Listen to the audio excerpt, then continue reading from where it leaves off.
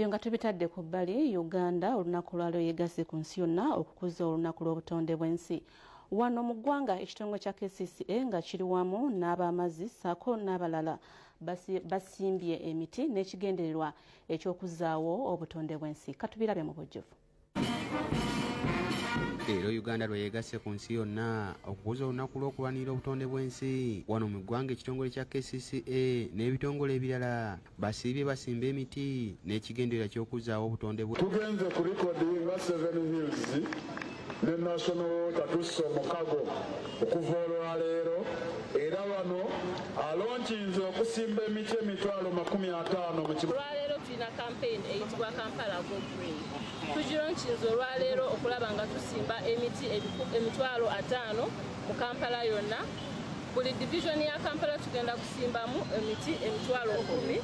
Okusinziira ku mubaka omukyalo w'abavubuka Fiona Namitoolo yeeyamye okulaba nga obutonde bw'ensi buddizibwawo. That the environment we live in is not just for us, but it is a sustainable cause that we have to protect for the future. Ate ye akiikidde ab'ekitongole kya National Water and Sewerage Corporation Namuwenge agambye nti emiti ssaako bannalulungi abaavuganya mu mpaka za Miss Uganda okuva mu ssaza ly'Ekyaggwe ng'emu ku nkola ey'okuzaawo obutonde bw'ensi. Omutima ogwagala Buganda, ogwagala nature, nsazeewo simba omuti gunene ogw'ekijjukizo Ssaabasajja Kabaka.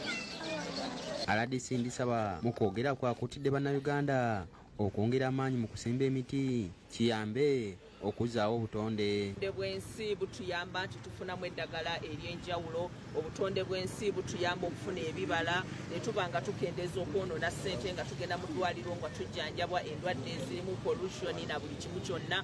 Bw'ojja awali emiti, empewo embi ekwatibwa ate empewo ennungi ne tuba nga tugifuna mu bitundu byaffe mwe tuwangaalira. Akulira obutonde bw'ensi n'ennono mu Kyaggwe Patrick Ssekabembe nga yakiikiridde Ssekiboobo akutidde bannayuganda okwongera okusimba emiti.